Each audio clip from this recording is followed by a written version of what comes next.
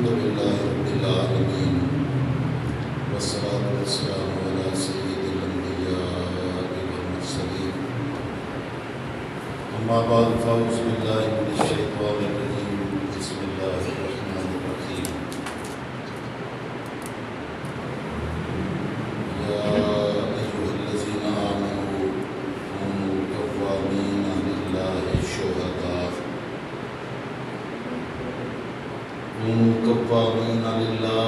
شهداء بالقسط ولا يجرمنكم شنآن قوم على ألا تعدلوا اعدلوا هو أقرب للتقوى واتقوا الله إن الله خبير بما تعملون صدق الله مولانا العظيم وصدق رسوله النبي الكريم ونحن على ذلك من الشاهدين والشاكرين والحمد لله رب العالمين. معزز حاضرین و ناظرین و سامعین، اللہ رب العزت کا بے حد و بے حساب لطف و کرم اور فضل و احسان ہے کہ اس نے ہمیں ایمان کی دولت سے اپنے فضل و کرم اور احسان کے صدقے میں ایمان کی دولت سے مالا مال فرمایا اور اپنے مومن بندوں میں شامل فرمایا۔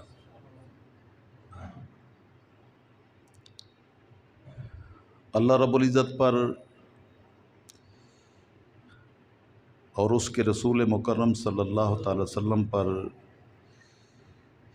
ایمان لانے کا تقاضا یہ ہے کہ ہم اپنی زندگی کو بھی صرف زبانی دعوے کی حد تک نہیں بلکہ اپنی عملی کردار کے ذریعے سے اللہ اور اس کے رسول صلی اللہ تعالی وسلم پر ایمان لانے والے ثابت کریں کہ ہم نے صرف زبان سے ایمان قبول نہیں کیا بلکہ ہمارے من میں اللہ رب العزت نے ایمان کی دولت ڈالی ہے اور اس کے اثرات ہمارے ظاہر پر بھی، ہمارے جسموں پر، ہمارے سیرت و کردار پر، ہمارے اٹھنے بیٹھنے پر، ہمارے معاملات میں، ہماری عبادات میں، ہر معاملے میں اس کی جھلک نظر آئے کہ ہم اللہ اور اس کے رسول صلی اللہ تعالیٰ علیہ وسلم کے ماننے والے ہیں۔ تو ایمان کا تقاضا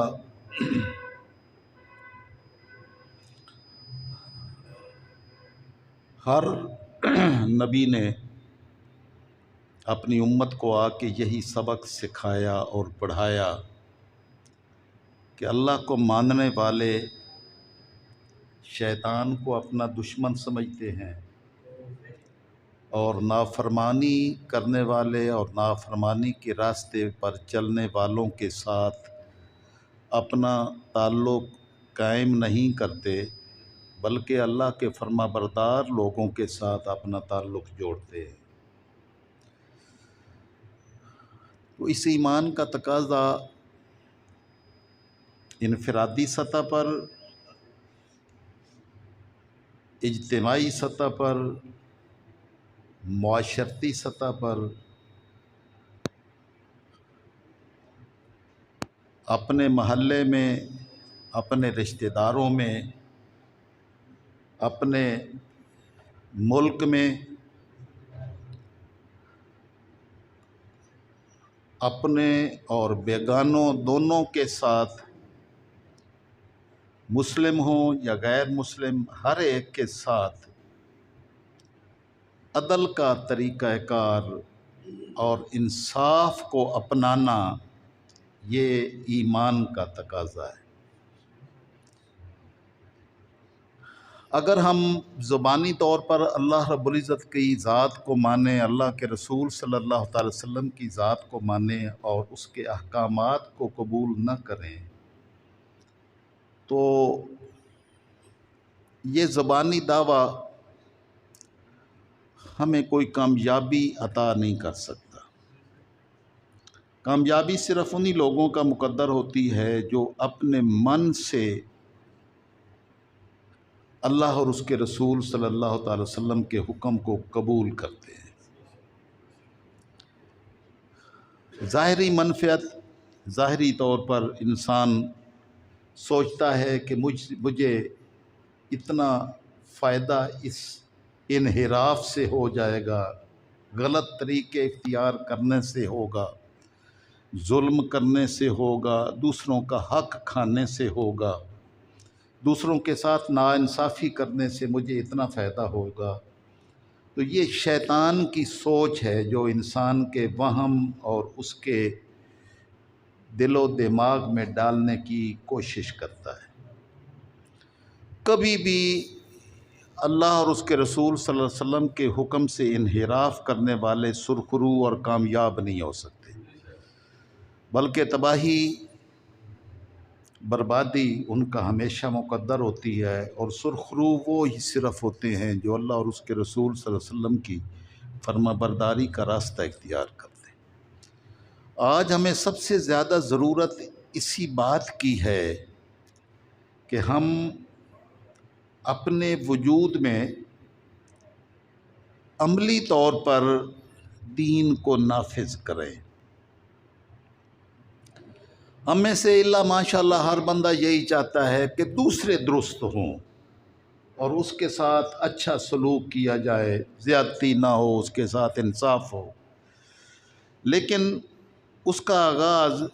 دوسروں سے نہیں، اپنی وجود اور اپنی ذات سے ہوتا ہے کہ آپ اپنے ساتھ انصاف کریں۔ تو اپنے ساتھ انصاف کریں گے تو اس کا راستہ پھیلتے پھیلتے آگے مملکت تک، معاشرے تک سرایت کرے گا۔ تاجدار کائنات صلی اللہ تعالی وسلم کی ذات گرامی بھی انبیاء کرام کے تسلسل میں تشریف لائے، اور یہی پیغام جو ہر نبی نے آ کے اپنے ماننے والوں کو اور انسانیت کو دیا، اسی انصاف اور عدل کے پیغام کو سید الانبیاء صلی اللہ تعالی وسلم کو بھی اپنی امت تک پہنچانے کا حکم ارشاد فرمایا گیا۔ اور یہی راستہ تھا عدل کا جس کے ذریعے سے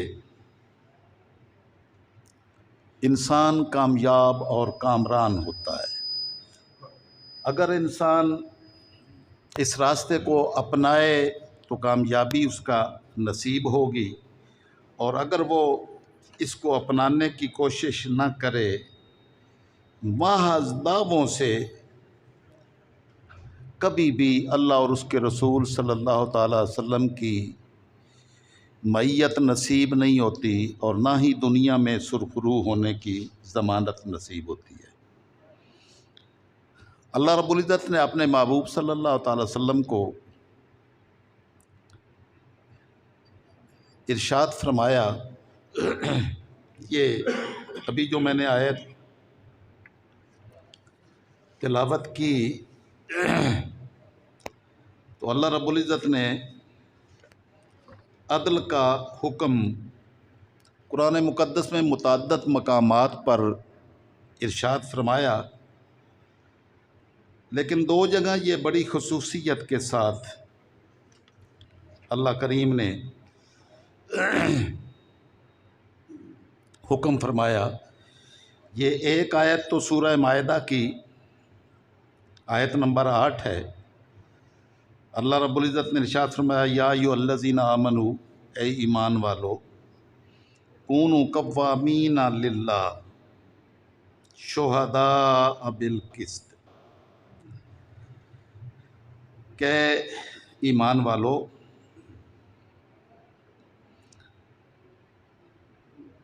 مضبوطی کے ساتھ عدل پر قائم رہنے والے بن جاؤ، شہداء بالقسط، اللہ کی ذات کے لیے گواہی دینے والے بن جاؤ، ولا یجرمنکم شنآن قوم، اور کسی قوم کی عداوت دشمنی تمہیں ہرگز اس بات پر آمادہ نہ کر سکے کہ وہ تمہارا دشمن تھا، اس لیے تم نے اس کے ساتھ ہر ناانصافی کو جائز رکھا اور عدل کا راستہ چھوڑ دیا۔ تو اگر تم کسی کی دشمنی کی وجہ سے اس کے ساتھ عدل نہ کرو گے تو اللہ کی بارگاہ میں تم کبھی سرخرو نہیں ہو سکتے، بلکہ اے دلو عدل کرو، وہ اقرب للتقوی، یہی تقوی سے زیادہ قریب تر ہے۔ واتقوا اللہ، پھر ارشاد فرمایا کہ اللہ سے ڈرتے رہو، ان اللہ خبیر بما تعملون، بے شک اللہ تعالیٰ باخبر ہے جو کچھ تم عمل کرتے ہو۔ عدل کے راستے میں بہت ساری رکاوٹیں انسان کی سوچ اور فکر میں پیدا ہوتی ہیں۔ بسا اوقات دشمن کی دشمنی کہ یہ تو میرا دشمن ہے، تو دشمن ہونے کی وجہ سے اس کے ساتھ ناانصافی کر لینا، اس میں کون سی قباحت ہے، تو وہ ہمارا دشمن تھا تو اس کی وجہ سے اس کے ساتھ ہم دشمن کے ساتھ انصاف کرنے کی کیا ضرورت ہے۔ تو اللہ رب العزت نے اپنے نبی کے ماننے والوں اور اپنے ماننے والوں کو اس کی کبھی اجازت نہیں دی، بلکہ سید الانبیاء صلی اللہ تعالی وسلم جو دین لے کر آئے، اب وہ کائنات میں پھیلنے والا تھا، تو اس کی وسعتیں، اس کا پھیلاؤ صرف اسی صورت میں ممکن تھا جب مسلمان عدل و انصاف کو اپنائیں گے۔ اس لیے ارشاد ہوا کہ اہل مکہ نے آپ کو اپنے گھروں سے نکالا تھا، تم پر ظلموں کی انتہا کر دی تھی، تم پر بڑی زیادتیاں ہوئیں، تمہیں انگاروں پر بھی لٹایا گیا، تمہارے جسموں کو بھی چیرا گیا۔ حضرت سمیہ، حضرت یاسر، ان پر کیا ظلم نہیں ڈھائے گئے، لیکن اللہ نے اپنے محبوب کے غلاموں کو آقا علیہ السلام کے ذریعے سے یہ سبق سکھایا کہ لا یجرمنکم شنآن قوم علی اللہ تعدلوا، تمہارے دشمنوں کی دشمنی تمہیں اس بات پر ہرگز نہ اکسائے کہ تم عدل کا دامن چھوڑ دو۔ نہیں، دشمن نے جتنی زیادتی بھی کی تھی اس کے ساتھ انصاف ہی کرو گے تو ہمارے کہلاؤ گے، ہمارا بننا ہے تو عدل و انصاف کا دامن تمہیں تھامنا ہی پڑے گا۔ ہاں، اے دلو وہ اقرب للتقوی، اللہ کی بارگاہ کے قریب صرف یہی عدل و انصاف تمہیں کرے گا۔ اگر تم نے عدل و انصاف کا دامن چھوڑ دیا تو تم جتنے دعوی محبت کرو، دعوی محبت رسول کرو، دعوت محبت الہی کرو، ہمارے قریب بھی نہیں پھٹک سکتے۔ ہمارے قریب آنا ہے تو تمہیں عدل و انصاف کا دامن تھامنا ہے، کیونکہ مکہ والوں نے جو ظلم کیے تھے، اب جب اللہ نے اپنے محبوب کے غلاموں کو وہاں فتح، کامیابی اور کامرانی عطا فرمائی، تو ان کی تربیت اس نہج پر کی کہ تم نے دنیا پر حکمرانی کرنی ہے، تو دنیا پر حکمرانی صرف انہی کو نصیب ہوتی ہے جو عدل و انصاف کا دامن تھامتے ہیں۔ ظلم کرنے والوں کی سلطنت اور حکومت کبھی ہمیشہ قائم نہیں رہ سکتی۔ جب تک ہم نے عدل و انصاف کا دامن تھامے رکھا تو بیت المقدس کے دروازے دشمنوں نے کھول دیے، کہ جو اپنے غلام کے ساتھ انصاف کرتے ہوئے سواری پر سوار نہیں ہوتا وہ ہم پر کیا ظلم کرے گا۔ اس لیے ایسے لوگوں کو ویلکم کرو۔ تو بیت المقدس کے دروازے انصاف اور عدل کی بنیاد پر کھلے تھے، اور مسلمانوں نے جہاں جہاں بھی رخ کیا عدل و انصاف ہی قائم کیا، اور جب تک یہ دامن انصاف کا ہم نے تھامے رکھا تو اس وقت تک کامیابیاں ہمارا مقدر بنی۔ دوسری جگہ یہ سورہ نساء کی آیت نمبر 135 ہے، اس میں فرمایا یا ایھا الذین آمنوا، اے ایمان والو، کونوا قوامین بالقسط، عدل کو بہت زیادہ مضبوطی کے ساتھ تھامنے والے بنو، شہداء للہ، اللہ کی ذات کے لیے گواہی دینے والے بنو۔ تم اللہ کے گواہ ہو تو تمہاری گواہی اللہ کی ذات کے لیے ہی ہونی چاہیے، ولا انفسکم، اگرچہ یہ گواہی تمہارے اپنے خلاف ہی کیوں نہ، اللہ ماشاء اللہ۔ اب ہم اگر پوری معاشرے کا جائزہ لیں تو کوئی بندہ نظر آتا ہے جو اپنے خلاف گواہی دے کہ میں نے یہ غلط کام کیا ہے، میں غلط ہوں۔ اگر آپ کو کوئی بندہ ملے جو یہ کہے کہ یہ میں غلط کر رہا، میری غلطی ہے، یہ میں نے غلط کیا ہے، تو مجھے بھی دکھا دیں۔ افسوس۔ اب میرے مالک کا یہ حکم تھا کہ مضبوطی کے ساتھ عدل پر قائم رہنے والے بن جاؤ، اے ایمان والو، اگر قائم رہنا ہے تو، اور اس کا آغاز اپنی ذات سے کرنا۔ اگر عدل و انصاف تمہارے اپنے خلاف بھی جا رہا ہے تو دوسروں پر تہمت لگانے کی بجائے اپنی غلطی کو خود تسلیم کرنا، اور جو اپنی غلطی کو تسلیم کر لیتا ہے تو اللہ اس کے لیے توبہ کا دروازہ کھول دیتا ہے، اور اس کے لیے اپنی رحمتوں کا دروازہ کھول دیتا ہے۔ وہ توبہ کرتا ہے، وہ مڑتا ہے اس غلط راستے پر چلنے سے، اس غلط کاری سے، اس غلط سوچ سے، اس زیادتی کرنے سے، اس ظلم سے اپنے آپ کو باز رکھنے کی کوشش کرتا ہے۔ یہی توبہ کا دروازہ ہے۔ اسی کو استغفار پھر کہتے ہیں، نصیب ہوتا ہے استغفار کا، اللہ سے معافی مانگنا۔ جو اپنی غلطی کو تسلیم کرتا ہے اسی کو معافی مانگنا نصیب ہوتا ہے کہ باری تعالیٰ مجھ سے غلطی ہو گئی۔ تو مالک فرماتا ہے کہ ہم غلطی کرنے والوں کو دھتکارتے نہیں ہیں، ہاں، جو غلطی کر کے ہماری بارگاہ میں معافی مانگنے کے لیے آ جائے ہم کبھی اس کو رد نہیں کرتے۔ اللہ غفور الرحیم ہے، وہ معاف فرماتا ہے، اور اتنی معافی دیتا ہے کہ اس کی زندگی کے سارے گناہوں کو مٹا صرف نہیں دیتا،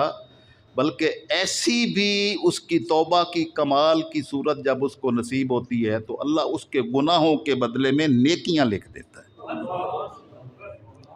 یہ استغفار اور توبہ کا یہ مقام ہے، جس کو جتنی اللہ کی بارگاہ میں یہ توفیق نصیب ہوتی ہے اس کے لیے اس طرح کے دروازے کھولے جاتے ہیں۔ اب اللہ رب العزت نے مدینہ طیبہ میں اب ایسے بے شمار واقعات ہوئے، پوری تاریخ بھری پڑی ہے کہ مسلمانوں نے اور تاجدار کائنات صلی اللہ تعالی وسلم نے اپنے غلاموں کی تربیت کس نہج پر فرمائی۔ تو علی المرتضیٰ رضی اللہ تعالیٰ عنہ کافر کے سینے پر چڑھ کر اس کو تلوار سونتی تو اس نے آپ کے منہ پر تھوک دیا، تو آپ نے تلوار واپس کر دی۔ اس نے کہا میں نے تو آپ کو غصہ دلانے کے لیے یہ اس حد تک کی کمینی حرکت کی تھی، تو آپ نے مجھے چھوڑ دیا۔ انہوں نے کہا پہلے میں اللہ اور اس کے رسول کے حکم کی اتباع میں تیری گردن اڑانے والا تھا۔ اب اس میں میری ذات آ گئی تھی، میرا غصہ شامل ہو گیا تھا۔ اب میں اگر تمہیں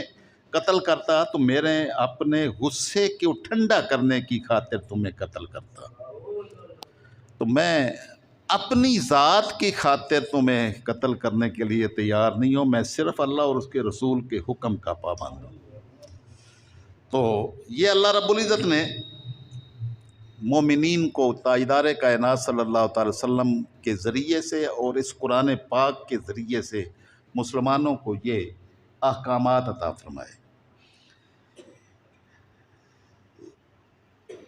یہ 105 نمبر آیت ہے سورہ النساء کی۔ اللہ رب العزت نے ارشاد فرمایا انا انزلنا الیک الکتاب بالحق، اے محبوب صلی اللہ تعالی وسلم ہم نے آپ کی طرف یہ قرآن نازل فرمایا ہے، حق کے ساتھ نازل کیا ہے، یہ حق کی کتاب ہے۔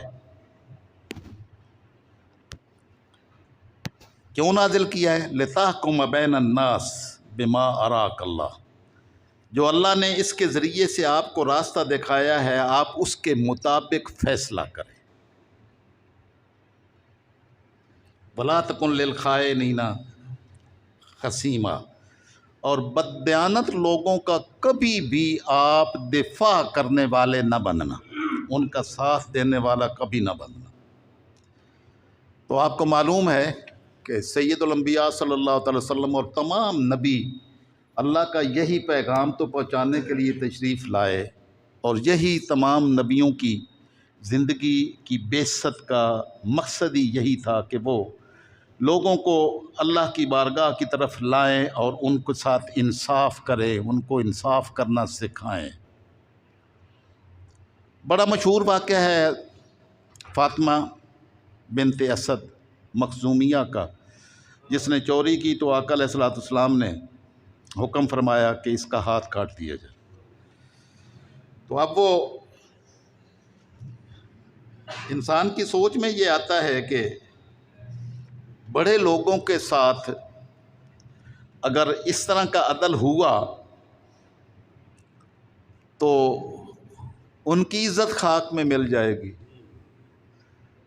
تو بڑے لوگوں کے لیے قانون کا پلڑا ویسے ہی جھک جاتا ہے، عدل و انصاف ان کے ساتھ کیا نہیں جاتا کہ بڑے لوگ ہیں۔ سید الانبیاء صلی اللہ تعالی وسلم کی بارگاہ میں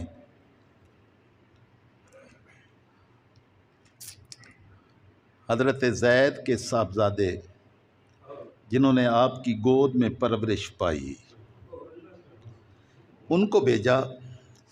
آپس میں مشورہ کیا کہ اگر ان کو بھیجا جائے اور ان سے کوئی سفارش کروائی جائے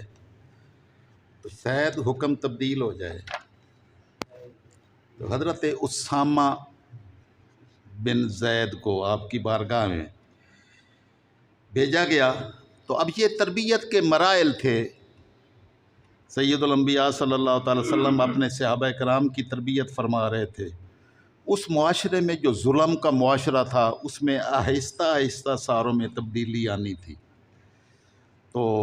اس سوچ کو میرے آقا نے رد کیا، جو انہوں نے حضرت اسامہ کو وہ فاطمہ بنت اسد کی مخزومیہ عورت کی سفارش کے لیے جو ہے نا بھیجا، جس نے چوری کی تھی۔ تو حدیث پاک میں آیا ہے کہ صحابہ نے آپس میں مشورہ کیا، من یکلم رسول اللہ صلی اللہ علیہ وسلم، اللہ کے رسول کے ساتھ کون بات کرے اس حوالے سے۔ وَمَن یَجْتَرِئْ عَلَیْهِ إِلَّا أُسَامَةَ حِبُّ رسول اللہ صلی اللہ علیہ وسلم، حِبُّ رسول اللہ، اسامہ ہی صرف کلام کر سکتا ہے کہ وہ اللہ کے رسول کے محبوب ہیں۔ اللہ کے رسول کو ان کے ساتھ بہت پیار ہے، تو اگر وہ بات کریں گے تو وہ بات صرف برداشت شاید ہو جائے، اور کسی میں یہ جرأت نہیں ہے کہ وہ یہ بات کر سکے۔ فَكَلَّمَ رسول اللہ صلی اللہ